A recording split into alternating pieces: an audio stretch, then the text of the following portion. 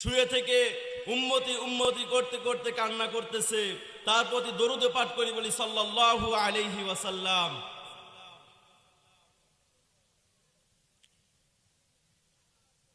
আল্লাহ পাকের শুকরিয়া, আল্লাহ পাক আমাদেরকে সুস্থ রেখেছেন, নাকি বলেন আপনারা? এই যে আজকে আমরা এখানে বসেছি, এখানের মাকসাদ কি, উদ্দেশ্য কি? এখান থেকে আমরা কিছু শিখবো, এখান থেকে শিখে যায় সে তার অনুযায়ী আমল করব, আমল করে না আমরা এখান থেকে যাব, নাকি বলেন আপনারা? না, এখানে কি আমরা বসে থাকার জন্য এসেছি? না, এখান থেকে কিছু শিখে আমল করব, আমল করে বিনিময়ে আল্লাহর হুকুম আহকাম মেনে দুনিয়ায় থেকে যাব, নাকি বলেন আপনারা? বিনিময়ে আল্লাহ পাক কি দিবে আমাদেরকে? বলে যে আল্লাহ পাকের হুকুম আহকাম মেনে, আল্লাহ তাআলার হুকুম আহকাম মেনে রাসূল সাল্লাল্লাহু আলাইহি সাল্লামের আদর্শ অনুযায়ী চলে দুনিয়া ও আখিরাত দুটোই কামিয়াবি হবে, নাকি বলেন? যদি আল্লাহ পাক যদি আমাদের সুস্থ না রাখতো, হয়তো বা এই সময়ের মধ্যে অনেকেই অনেক কাজে লিপ্ত ছিল। চিন্তা করেন যে আজকে যারা বৃদ্ধ হয়ে গেছেন তাহারা 10 বছর আগে যুবক ছিল, তারপরে আজকে যারা যুবক আছে 10 বছর আগে তারা বাল্যকাল ছিল, তারা শিশু ছিল, কিন্তু আজকে তারা বৃদ্ধ হয়ে গেছে।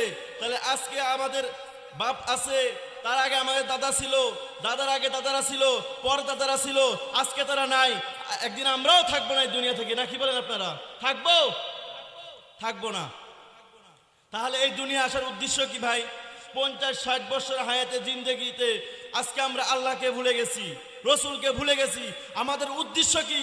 আমাদেরকে কে পাঠাইছে দুনিয়াতে, কি জন্য এসেছি, আর কি করতেছি আমরা দুনিয়াতে এসে? আজকে আমরা ভুলে গেছি আল্লাহকে, রসুলকে ভুলে গেছি, রসুলের আদর্শ ভুলে গেছি।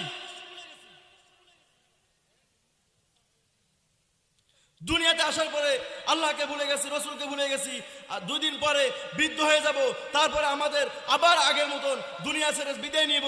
কিন্তু দুনিয়া আসার পরে আল্লাহ পাক যে মাকসাদ নিয়ে দুনিয়াতে পাঠাইছিলেন, এই মাকসাদটা আমরা ভুলে গেছি।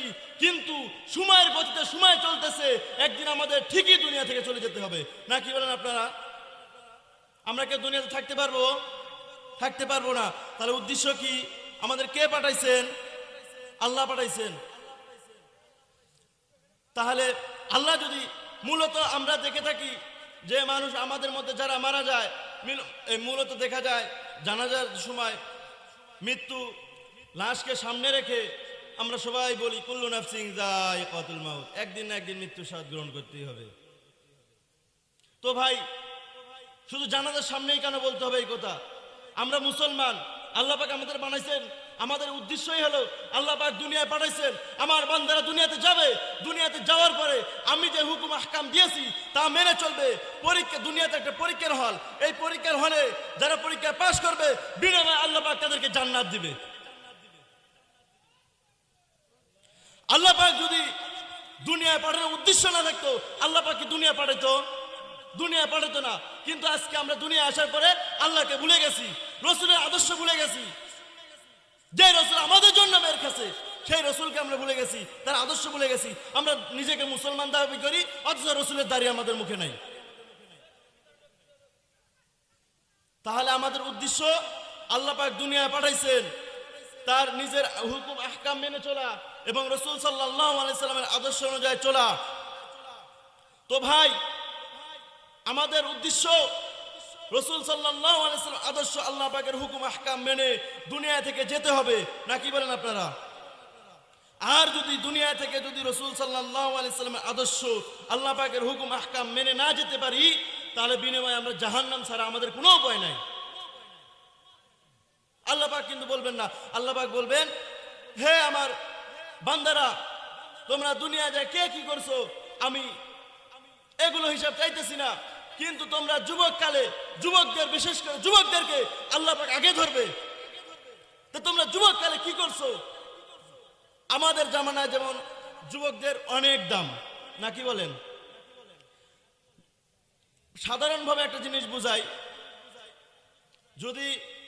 আমরা যদি বাহির দেশ থেকে একটা মেশিন ক্রয় করি বা বড় ধরনের একটা কোম্পানির মেশিন যদি নিয়ে আসি বিদেশ থেকে, তো ওই কোম্পানিতে যদি বাংলাদেশে নিয়ে আসতে হয়, ওখান থেকে লোক নিয়ে আসতে হবে এটা সেট করার জন্য, নাকি বলেন? না বাংলাদেশের মানুষ বিদেশ থেকে ওই মেশিনটা নিয়ে এসে পরে বাংলাদেশের মানুষ সেট করতে পারবে? পারবে না। তাহলে ওইখান থেকে আমাদের মেশিনটা আসবে, আসার পরে ওইখান থেকেই আমাদের ওখান থেকে একজন লোক নিয়ে আসতে হবে। কে আসবে ওখান থেকে?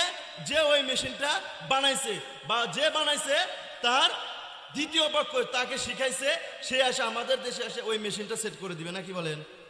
এই মেশিনটা যেই কদিন ধরে সেট করবে, সেট করার পূর্বে ওই ব্যক্তি বাংলাদেশে যে আসলো, আসার পরে ওই ব্যক্তি আবার বাংলাদেশের একজনকে দেখাইবে, শিখাইবে যে এই মেশিনটা এইভাবে পরিচালনা করতে হবে।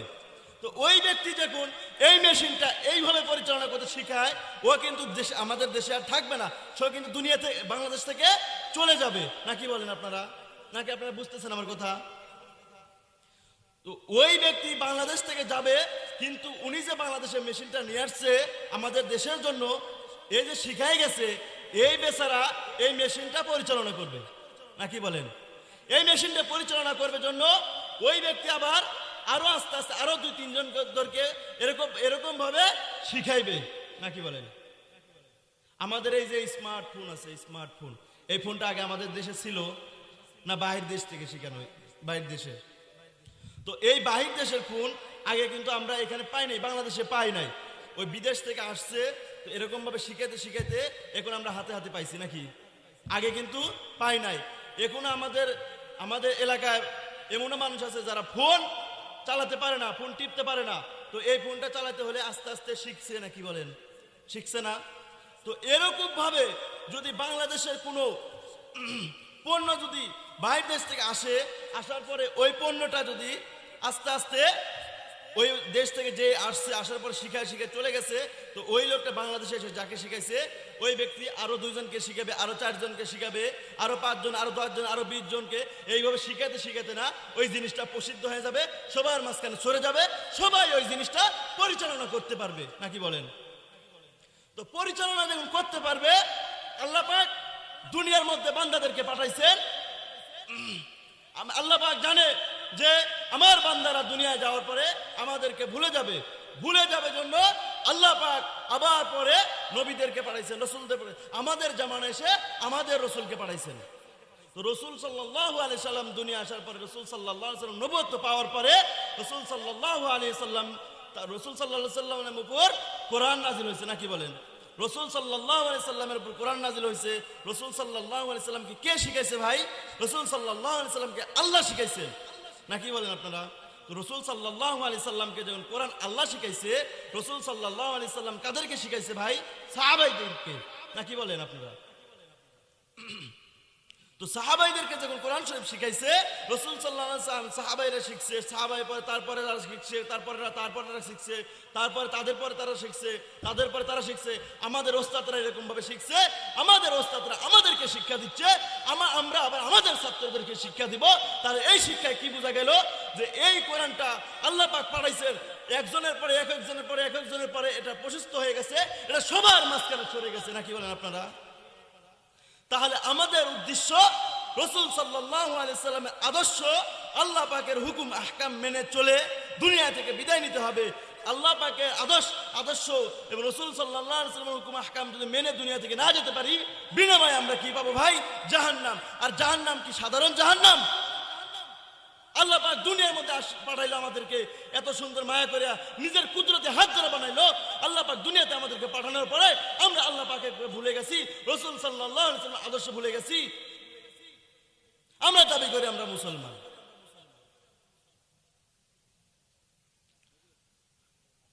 তো আমাদের মেন উদ্দেশ্য রসুল আল্লাহ পাকের হুকুম আহকাম, রসুল সাল্লাল্লাহু আলাইহি সাল্লামের আদর্শ অনুযায়ী চলা, নাকি বলেন আপনারা? তো রসুল সাল্লাল্লাহু আলাইহি সাল্লামের আদর্শ অনুযায়ী চলতে হয়, কি করতে হবে ভাই?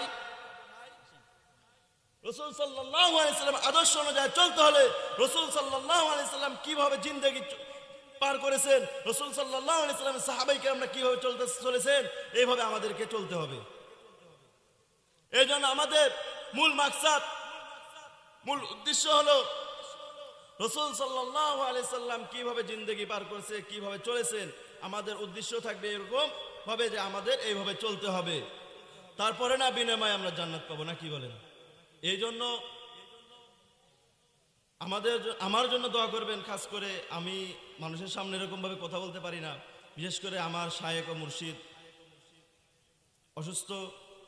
আমাদের ওস্তাদ, আমাদের শায়েক, যিনি আমাদেরকে কথা বলার সুযোগ করে দিচ্ছেন, আপনাদের এখানকার প্রধান মেহমান, আমার ওস্তাদের জন্য দোয়া করবেন। বিশেষ করে আল্লাহ পাক যেন আমার ওস্তাদেরকে